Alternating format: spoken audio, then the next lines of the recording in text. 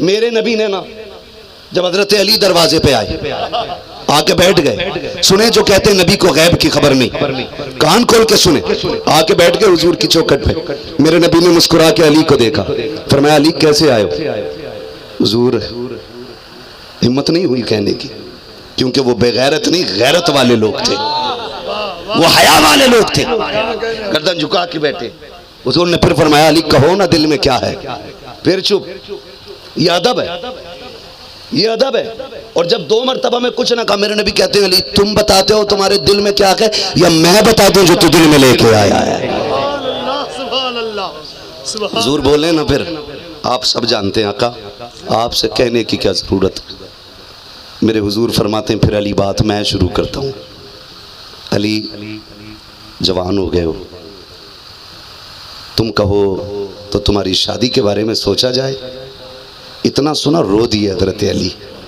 کہتے محبوب میں تیری انگلی پکڑ کے بچپن سے چلا، میں تیری گودوں کا کھیلا، باپ کے بعد کبھی باپ کی کمی محسوس نہیں ہونے دی آقا. آج تک علی کو کیا چاہیے مجھے کہنا ہی نہیں پڑا. حضور آپ پوچھ رہے ہیں، آپ علی کی جان کے مالک ہیں، جو چاہے فیصلہ کر دے. پھر مسکرا کے کہا علی میری بیٹی کے ارادے سے آئے تھے نا، بیٹی کے ارادے سے چپ ہو گئے.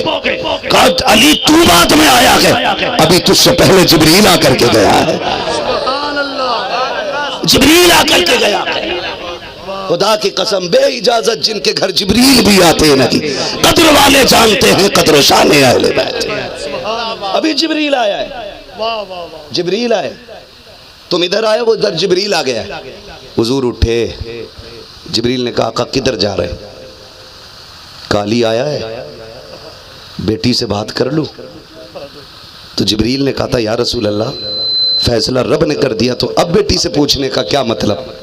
میرے نبی نے فرمایا جو رب کا فیصلہ ہے وہ میرا فیصلہ ہے، لیکن بیٹی سے پوچھنے کا مطلب یہ ہے تاکہ امت کو یہ سبق دے دوں کہ جب بیٹیوں کے ہاتھ پیلے کرنے کی باری آئے نا، آنکھیں بند کر کے بیٹی کو کسی شرابی جواری کے گھر میں جھونک نہ دینا، بیٹی کو ایسے گھر میں نہ ڈال دینا جہاں بیٹی جانا نہ چاہتی ہو. میں اپنی بیٹی سے اجازت لے کے یہ زمانے کو بتانا چاہتا ہوں، کل جب بیٹیوں کو رخصت کرنے لگو صرف مونچھ کی خاطر ناک کی خاطر بیٹیوں کو جھونک نہ دینا.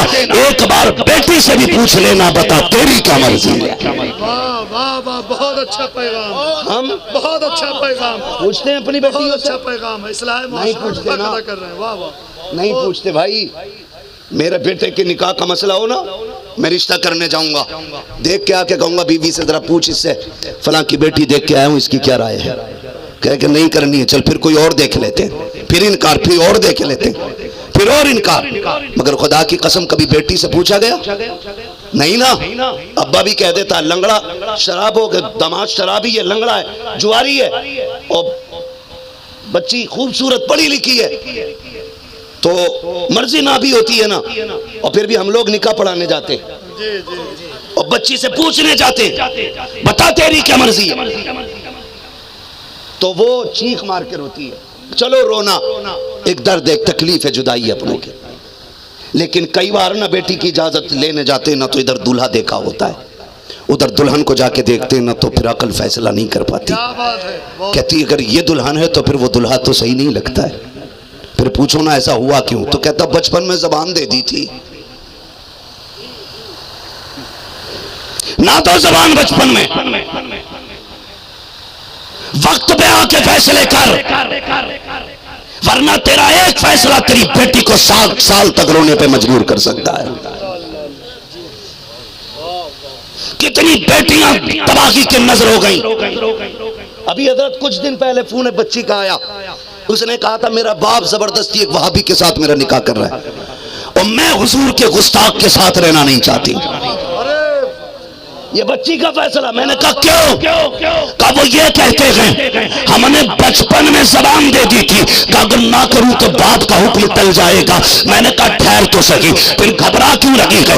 اس نے کہا نبی نے باپ کا ادب بتایا ہے. تو میں نے کہا بھول گئی ہے، میرے نبی کے ایک صحابی ہیں ابو عبیدہ بن جراح، آقا کریم کی بارگاہ میں آئے، ایک ہاتھ میں تلوار تھی دوسرے ہاتھ میں کٹا سر تھا. آقا کریم نے پوچھا ابو عبیدہ یہ کس کا سر ہے؟ کہتے ہیں یہ میرے باپ کا سر ہے. ہے. جب اتنا سنا آقا نے کہا تھا کیوں کاٹا ہے؟ تو انہوں نے کہا یا رسول اللہ یہ آپ کے خلاف بھونکتا تھا. میں نے کئی بار سمجھایا یہ مانا نہیں. میں نے کہا سن تو میرا باپ ہے, میں تیرے ذریعے دنیا میں آیا ہوں. آقا نے تیری بڑی فضیلت بتائی ہے, میرے محبوب کو کچھ نہ کہ ورنہ برداشت نہیں کروں گا. آقا یہ نہیں مانا, اس نے بھونکا, میری تلوار اٹھی اور فیصلہ ہو گیا جو زبان میرے نبی کو بھونکے گی وہ سر سلامت نہیں رہے گا. آقا میں سر کاٹ لایا ہوں اور باپ کا سر کاٹا گئے, اب جو چاہ کے سزا سنا دے. میں نے کہا بیٹی وہ سزا سن جو نبی نے ابو عبیدہ کو سنائی تھی. آقا اٹھ کے کھڑے ہوئے, بازو پھیلائے, کہتے ہیں عبیدہ پھینک کے کتے کا سر آ محمد کے سینے سے آ کے لگ کے کھڑا. نعرے تکبیر, نعرے رسالت, عظمت مصطفیٰ, عظمت مصطفیٰ, اصلاح معاشرہ کانفرنس, جشن غوث اللہ کانفرنس, مفتی حماد صاحب قبلہ بہت خوب. سبحان اللہ. یہ بیٹی نے کہا, میں نے کہا کیوں؟ کہا انہوں نے بچپن میں زبان دے دی تھی. میرے بھائی زبان نہ دو, تم نہیں جانتے ہو بیٹیاں بڑی نازک ہوتی ہیں, بڑی حساس ہوتی ہیں. صوفی صاحب قبلہ نے ماں کے حوالے سے بات کی. خدا کی قسم تاریخ کا یہ باب بڑا سنہرا باب ہے جو میں کرنے لگا ہوں. میں نے 12ویں کے مہینے میں کہا تھا خدارا اتحاد ملت کانفرنس کرنے سے امت میں اتحاد نہیں ہوگا, 4-5 جماعتیں اکٹھا ہو کر کے بیٹھ جائیں, اس سے اتحاد نہیں ہوگا. میں نے کہا تھا من کے اتحاد ملت کرنے والوں, کانفرنس کرنے والوں, یہ بتاؤ جھنڈے پہ اختلاف کیوں ہے؟ حضور کی ولادت کے دن پہ اختلاف کیوں ہے؟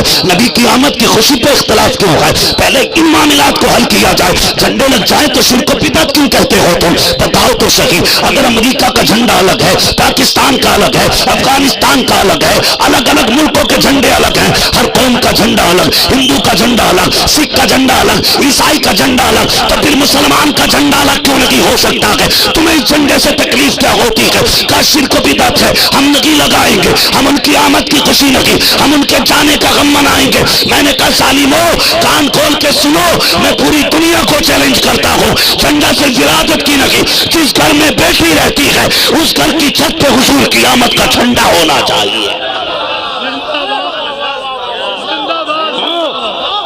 زندہ باد, زندہ باد, زندہ باد, مسکراتی ہے, اس چھت پہ جھنڈا ہونا چاہیے تاکہ دنیا کو پتہ چلے اس میں ایک بیٹی رہتی ہے اور اس بیٹی کو زندگی کی خیرات عبداللہ کے بیٹے نے عطا کی ہے. زندہ باد, زندہ باد. کھل کے کہتا واہ واہ, بہت خوب. سبحان نہ اللہ. ہوتا نا تو آج ماں جیسی دولت نہیں ہوتی. ارے واہ واہ واہ, بہت ہاں, جھگڑا خالی درود و سلام کا نہیں ہے, جھگڑا خالی تیجے 40ویں کا نہیں ہے. ہم کھل کے کہتے ہیں تیجا 40واں نہ بھی ہو تب بھی مسلمان ہے, لیکن جانتے ہو جھگڑا کیا ہے؟ یہ بتاؤ ماں کے قدموں کے نیچے جنت ہے, یہ کس نے کہا؟ بولے سبحان اللہ. جو جوان بولے اللہ صلی اللہ, جو بولے اللہ سلامت رکھے. کس نے کہا یہ؟ ہمارے نبی نے. کس نے بتایا؟ ہمارے جن کے نبی ہیں وہ بولنے کی کوشش کریں بھائی. ہمارے, اور زور سے ہمارے نبی نے, اور زور سے ہمارے نبی نے. خدا کرے یہ بات آواز اجمیر شریف, بغداد شریف, کربلا شریف, نجف اشرف ہوتے ہوئے حضور کے مدینے پہنچ جائے. واہ واہ واہ واہ, کیا کہنے حضرت, بہت عمدہ. دل لگ رہا ہے آپ کا؟ دل محفل میں لگنے لگ جائے تو سمجھ لو حضور کی توجہ ہو گئی ہے. ہاں صوفی صاحب اس مائک بند کر دو, شاید اس کی وجہ سیٹی دے رہا. توجہ ہے نا؟ کس نے سکھایا ماں کا ادب؟ کیا کہا؟ ماں کے قدموں کے نیچے جنت ہے. کیا مسئلہ ہے؟ یہ والا مائک گھما کے رکھو, یہ والا مائک بدل دو, اسے ادھر کر, ادھر گھما دو. توجہ ہے سب کی؟ بہت غور سے سنیں. یہ میرے نبی نے بتایا ماں کے قدموں کے نیچے. یہ تو نہیں کہا شیخ, پٹھان, انصاری, ترک, فقیر, برادریاں تو نہیں بتائی نا. یہ کہا ماں کے قدموں کے نیچے جنت ہے. نہ یہ کہا رابعہ بصریہ کے قدموں کے نیچے جنت, نہ یہ کہا فاطمہ زہرا کے قدموں کے نیچے جنت. فرمایا جو ماں ہوگی اس کے قدموں کے نیچے جنت ہوگی. ٹھیک ہے جی. اب مجھے بتاؤ جو نبی ماؤں کے قدموں کے نیچے جنت بتا رہا ہے اس کی ماں جنتی ہوگی کہ جہنمی ہوگی؟ کیا ہوگی؟ جنتی. آپ ناراض ہیں بھیا؟ نہیں ہے نا تو پھر آپ بھی بولیں. جو ہماری ماں کے قدموں کے نیچے جنت رکھے اس کی ماں اپنی ماں جنتی ہوگی کہ جہنمی؟ جن کا عقیدہ ہے وہی بولا جنتی نا. اب بتاؤ یہ نظریہ پیش کرتے معاذ اللہ نبی کی ماں بھی جہنمی ہے اور نبی کا باپ بھی جہنمی ہے. میں کہتا ہوں شرم کرو. جس نے ہماری ماں کو جنتی کہا اس کی اپنی ماں جہنمی کیسے ہو سکتی ہے؟ رب نے جہنمی نہیں ان کو مالک جنت بنا کے بھیجا ہے. مالک جنت بنا کے بھیجا. اور میں غلط نہیں کہہ رہا ہوں. سنے کان کھول کے خود نبی کی امی سیدہ کائنات حضرت آمینہ فرماتی حضور میرے شکم میں آئے نا میرے متھے پہ پسینہ میں لیٹی تھی. کہتی لیٹے لیٹے اچانک میری کمر کے پیچھے سے ہوا کے ٹھنڈے جھونکے آئے. کہتی میں نے مڑ کے دیکھا نا تو دو چاند جیسی شہزادیاں ہاتھ میں پنکھے لے کے ہوا کر رہی تھی. میں نے ان سے پوچھا کون ہو جی؟ کہنے لگی آپ کی خدمت کے لیے کھڑے ہیں. کہا تمہیں مکے میں تو کبھی نہیں دیکھا. وہ مسکرا کے کہنے لگی ہم مکے میں ہوتے تب دکھتے نا, رب نے ہمیں جنت سے بھیجا ہے. مجھے بتا جس آمینہ کا پسینہ رب کو گوارا نہ ہو وہ اس آمینہ کو جہنم میں ڈالنا کیسے گوارا کرے گا؟ جھگڑے صرف یہیں تک نہیں ہے. تو میں بات کیا کہہ رہا تھا؟ ہر اس شخص کو جھنڈا لگانا چاہیے جس گھر کے اندر بیٹی مسکرا رہی ہے. کیا بات ہے, کیا بات. اس لیے کہ یہ بیٹی میرے نبی کے صدقے میں ہے. ارے زندہ باد زندہ باد. اور کتنی بڑی نعمت خدا کی قسم بیٹی. جن کے پاس بیٹیاں ہیں نا وہ سمجھیں گے حضور نے بیٹی دے کے کتنا بڑا احسان کیا. جانتے ہو ماں کے بعد اگر بندے کی سچی ہمدرد کوئی ہوتی ہے نا تو وہ بیٹی ہوتی ہے. کسی کی بیوی کو برا نہیں لگنا چاہیے. کیا بات ہے کہ میں تو اتنی روٹی پکا کے دیتی ہوں, اتنی پرہیز کر کے دیتی ہوں, اتنے کپڑے تیار رکھتی ہوں. کیا بات ہے. جانتے ہو میرے نبی نے کیا کہا تھا؟ جبکہ خدیجۃ الکبریٰ جیسی زوجہ عام نہیں, 25 سال حضور کے ساتھ گزارے. کتنے؟ 25 سال. اور خود میرے نبی کہتے ہیں کہ میں نے 25 سال خدیجہ کے ساتھ گزارے لیکن 25 سال میں کبھی مجھے دروازے پہ آواز دینی نہیں پڑی ہے. کردار دیکھ میرے نبی کا. گھر کیسے چلتے ہیں دیکھو. بات بات پہ دے طلاق, لے طلاق, نکل تیرے باپ کا کہ میرے باپ کا ہے. میں کہتا ہوں طلاق دینے سے پہلے 2 بار سوچ لیا کرو. جسے طلاق دے رہے ہو یہ بھاگ کے نہیں آئی ہے, اسے عزت سے سینکڑوں لوگ لے کے آئے. ارے واہ. اور دوسری بات یہ خالی ہاتھ نہیں آئی ہے. کیا بات ہے. حضرت جس بستر پہ لیٹ رہی ہے وہ تیرے باپ کا نہیں اس کے باپ کا. جن پلیٹوں میں کھاتی ہے وہ تیرے باپ کی نہیں اس کے باپ کی ہے. جو کپڑے جو جوتے پہن رہی ہے وہ تیرے باپ کی نہیں اپنے باپ کے لا کے پہن رہی ہے. پھر تو کہہ کیسے دیتا نکال دوں گا 2 منٹ میں. حکومت چلتی ہے تیری. سمجھو ذرا, کھل کے کہتا ہوں احسان مان آمینہ کے لال کا جس نے نکاح کو مشروع کر دیا. اگر حضور نے نکاح کو مشروع نہ کیا ہوتا تیرے باپ میں دم نہیں تھا کسی کی بیٹی کی طرف آنکھ اٹھا کے بھی دیکھ لیتا. یہ تو احسان ہے میرے نبی کی اس سنت کا کہ 3 مرتبہ قبول قبول کیا کہہ دیا. جس نے تجھے دیکھا نہیں تیرے بستر پہ آ کے بیٹھ گئی, جس نے کبھی تجھے جانا نہیں تیری فرما بردار ہو گئی. 3 مرتبہ قبول کیا کیا ہے تیرے لیے زندگی کا فرش راہ بن جاتی ہے. احسان مان میرے نبی کا جو تجھے جانتی نہ تھی, تو جسے نہیں جانتا تھا یہ کتنی فرما بردار ہو گئی ہے. تو کہتا ہے اٹھ تو اٹھ جاتی ہے, تو کہتا ہے بیٹھ تو بیٹھ جاتی ہے, تو کہتا ہے چل تو چلنے لگ جاتی ہے, تو کہتا ہے بات سن تو سننے لگتی ہے, تو کہتا ہے سو جا تو سو جاتی ہے, تو آدھی رات کو اٹھ کے آواز دیتا ہے, بستر چھوڑ کے کھڑی ہو جاتی ہے. پتہ کون سا احسان کیا ہے تو نے, کیا خرید لیا ہے تو نے؟ نہیں خدا کی قسم الٹے احسانات کر کے تیرے گھر میں آئی ہے, یہ چیز لے کے آئی ہے, کھانا لے کے آئی ہے. خدا کی قسم تو نے خریدا نہ کی ہے. یہ احسان آمینہ کے لال کا ہے. کتنا بڑا کرم کیا ہے, نکاح دے کر کے ایسا ہم سفر دیا ہے. میاں بیوی دونوں ایک ساتھ چل کے آئے, 5 किलोमीटर पैदल चल के आए, शोहर जूता इधर फेंकेगा, कपड़े उधर फेंकेगा, बीवी से कहता जल्दी कर पानी ला, प्यास लग रही है, और नादान बता तो सही ये दौड़ के पानी ला रही है, ये भी तो तेरे साथ चली है, क्या इसको थकन लगी होती है? वो कहता पानी पिला, तूने पानी पिया, फिर कहता सर दबा, ये तेरे साथ चली थी, इसी को सर दबाना पड़ रहा है, ये तेरे साथ चली थी, ये तेरे पैर दबा रही है, ये तेरा कमाल लगी, अगर कमाल है तो आमीना के लाल का कमाल। वाह वाह, बहुत खूब। नारे तकबीर, नारे रिसालत, अजमत मुस्तफ़ा, अजमत मुस्तफ़ा, इस्लाह मुआशरा कॉन्फ्रेंस, जश्न गौसुल वरा कॉन्फ्रेंस, मुफ्ती हम्माद साहब किबला। बहुत खूब, बहुत खूब। और चले थोड़ा, अल्लाह सलामत रखे। ऐसे कलंदर मौजूद हों तो फिर महफिल रात भर चल सकती है। तवज्जो है ना सारे लोगों को, अल्लाह सलामत रखे। सुने, बहुत बड़ी दौलत मेरे रब ने अता की थी हमें, जिसे हम ज़ाय कर रहे थे, फिर उसे बचाने का तरीका मेरे नबी ने बताया। मैंने क्या कहा, इतनी बड़ी नेमत, अल्लाह की इतनी बड़ी रहमत, इतनी बड़ी रहमत कि माँ के बाद अगर वजूदी तौर पे मुजस्सम कोई जात नजर आती है तो वो बेटी की जात होती है। उम्मुल मोमिनीन खदीजतुल कुबरा में बात कर रहा था, 25 साल हुजूर के साथ गुजारे। कहते हैं 25 साल में कभी दरवाज़ा बजाना नहीं पड़ा। हुजूर ने एक दिन कहा था, खदीजा इतने दिन हो गए आज तक मैं कभी खांसा नहीं, कभी दरवाजे पे हाथ नहीं रखा, तुझे कैसे पता चल जाता मैं आ गया हूँ? तो कहती महबूब जब आप घर से निकल जाते हो ना तो धड़कनें तेरे कदमों की आहट पे लगी रहती है और नज़रें तेरी राहों में बिछी रहती हैं। हुजूर मैं चौखट से हटती कब हूँ, मुझे तो तेरे आने का इंतज़ार होता है। का फिर मेरे आने का पता कैसे चलता है? कहता हम कहती हूँ महबूब तेरी खुशबू ऐसी बसी है सांसों में कि आप मोहल्ले के पहले चौक में होते हो, आपकी खुशबू खदीजा को पहले ही आके बता देती है कि हुजूर आने वाले हैं, हुजूर आने वाले। ऐसी बीवी 25 साल हुजूर के साथ गुजारे।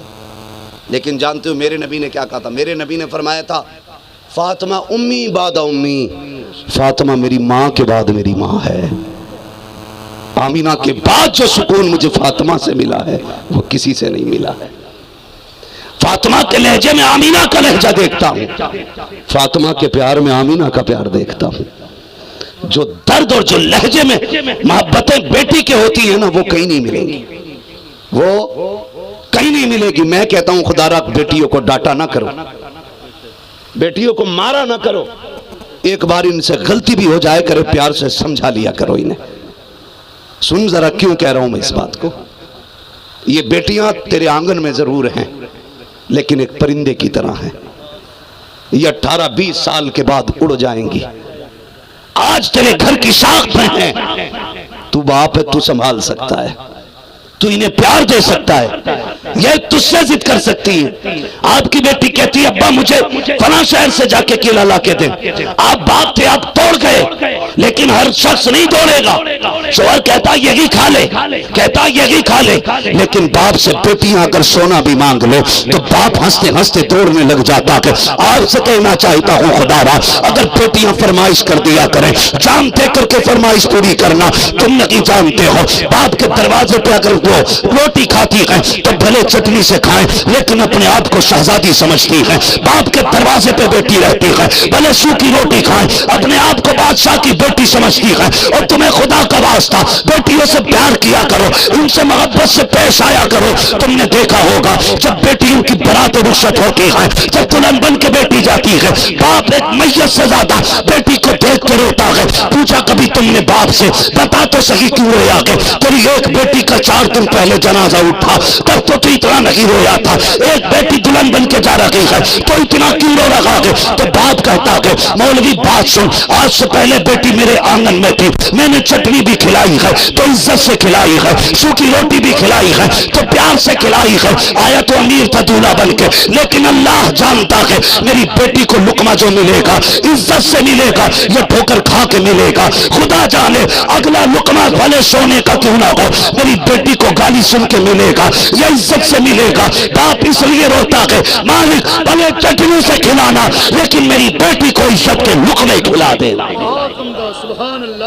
इसलिए جب تک بیٹیاں تمہاری دہلیز پہ ہیں نا انہیں پیار دینا، انہیں عزت دینا، اور یہ عزت میرے نبی نے سکھائی ہے، یہ عزت میرے نبی نے سکھائی ہے۔ آقا کریم صلی اللہ تعالی علیہ وسلم کے دیوانوں، بیٹیاں حضور کا صدقہ ہے۔ کس کا صدقہ ہے؟ حضور کا صدقہ۔ میں نے کہا تھا اگر جھنڈے لگانے نا تو ہر اس شخص پہ جھنڈا لگانا واجب ہے جس کے گھر میں بیٹی ہے، اور اگر بیٹی بھی نہیں مانتا تو سن، ہر وہ شخص جھنڈا لگائے جس گھر میں ماں مسکرا رہی ہے۔ اگر آج باپ جوتا لے کے کھڑا ہے، جوان بیٹے کے سر پہ مار رہا ہے اور بیٹا کچھ نہیں کہہ رہا ہے نا، تو اس پہ لازم ہے کہ وہ اگلے دن حضور کی آمد کا جھنڈا لگائے، اس لیے کہ باپ کا یہ ادب بیٹے کو میرے نبی نے سکھایا گیا۔ کیا غلط کہا میری امام نے؟ اور تم پر میرے آقا کی عنایت نہ صحیح، بیٹی دی یہ بھی عنایت تھی، باپ دیا یہ بھی عنایت تھی، بہنیں کا احترام سکھایا یہ بھی عنایت تھی، آپ کو نکاح کر کے چاند سی دلہن عطا کی یہ بھی میرے نبی کی عنایت تھی۔ میرا امام کہتا اگر یہ بھی نہیں مانتے تو سنو، اور تم پر میرے آقا کی عنایت نہ صحیح، نزدیو کلمہ پڑھانے کا بھی احسان گیا۔ یہی سوچ کے جھنڈا لگا لے کہ وہ آئے ہیں جنہوں نے کلمہ عطا کیا ہے۔ میں تو کھل کے کہتا ہوں جی، یہاں بیٹھا ہوں، برا نہ مانیے گا، ہماری باتیں گالی لگ رہی ہوں گی لیکن برداشت کریں، کھل کے کہہ رہا ہوں۔ وہ چیلنج کے ساتھ یہ جھنڈے جو ہیں نا فضول خرچی ہیں، چل جھنڈے فضول خرچی ہے، تیرا للہ پیدا ہو اس کا برتھ ڈے کرے تو پورے گھر پہ بلب لٹکا لیتا، تب فضول خرچی نہیں۔ تیرا بیٹا دولہا بنے 1.5 لاکھ کی آتش بازی کر رہا ہے، تب فضول خرچی نہیں۔ تیرا بیٹا نکاح کے بعد 1.5 لاکھ کی ٹکٹ لے کے بدیش جائے گھومنے کے لیے، وہ فضول خرچی نہیں۔ سارا فالتو کا خرچہ حضور کے جھنڈوں میں دکھ رہا ہے۔ پتا چلا جھگڑا جھنڈے کا نہیں ہے، جھگڑا اندر سے عداوت کا ہے۔ کیا بات ہے یہ جملہ، جی جی جی، ہمیں وہ نہیں کرنا ہے جو عاشق کریں گے۔ کیا بات ہے۔ سون چیلنج ہے میرا، جاؤ۔ تمہیں یہ لگتا ہے نا کہ یہ جھنڈے نہ لگا کے کسی کو کپڑا دے دیتے تو دوپٹہ بن جاتا، میں کہتا ہوں چل گننے شروع کر دے نام، 12ویں ابھی گزری ہے، پھر 12ویں آئے گی، تب تک ہر غریب بچی کا لسٹ میں نام چڑھا، جتنوں پہ دوپٹے نہیں پورے کپڑے نہ ہوں ان کی لسٹ لا کے سلمان کو دے، اور اس سے کہ تو 11ویں والا ہے، بتا جھنڈے بھی لگاتا ہے، بتا دوپٹے کہاں سے آئیں گے؟ قسم کھا کے کہتا ہوں یہی کمیٹی دوپٹے بھی بانٹے گی، حضور کے نام کے جھنڈے بھی بانٹے گی۔ بہت خوب، سبحان اللہ۔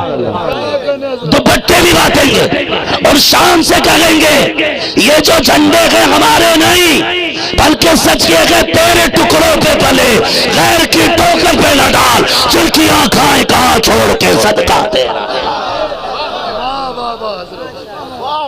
بہانہ نہیں چلے گا، سبحان اللہ، سبحان اللہ۔ لگائیں گے انشاءاللہ جھنڈا حضور کے نام کا، انشاءاللہ لگائیں گے انشاءاللہ۔ اگلی بات ایک اور کہہ دوں تاکہ یہ جھگڑے ختم ہو جائے، کہہ جی وہ مسئلہ یہ ہے کہ ہم حضور کی آمد کا نہیں ان کی موت کا غم مناتے ہیں، تو ہم سیدھی بات جانتے غم اس کا کیا جائے جو چلا جائے۔ صوفی صاحب غم اس کا کیا جاتا جو چلا جائے۔ یہ نوٹ ہے، ادھر رکھ دیا میں نے، ادھر تھا ادھر رکھ دیا، یا ادھر تھا ادھر رکھ لیا، ٹینشن ہوگی؟ بولو نہیں ہوگی نا، کیونکہ ادھر سے ادھر گیا ہے، ٹینشن نہیں۔ ایسے پھاڑ دوں تو کیونکہ ختم، صدمہ اس کا جو ختم ہو، اور جو ختم نہ ہو موجود ہو اس کا صدمہ نہیں۔ میرے امام نے اسی طرف تو اشارہ کیا، وہ جو نہ تھے کچھ نہ تھا تو کچھ نہ تھا، وہ جو نہ ہو، وہ جو نہ ہو، جان ہے وہ جہان کی، جان ہے تو جہان ہے۔ جس دن وہ نہیں ہوں گے یہ زمین بھی نہیں ہوگی، یہ آسمان بھی نہیں ہوگا۔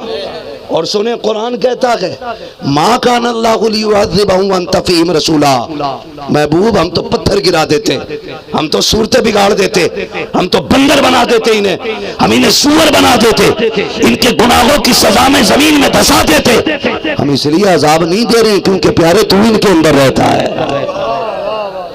ما کان اللہ لیعذبہم وانت فیہم رسولا، محبوب ہم اس وقت تک عذاب نہیں دیں گے جب تک تو ان کے اندر رہے گا۔ ہمارا عذاب سے بچے رہنا یہ بتاتا ہے میرا نبی ہے. تو صدمہ اس کا کیا جائے جو چلا گیا ہو، اور جو ہمارے پاس ہو اس کا غم نہیں کرتے.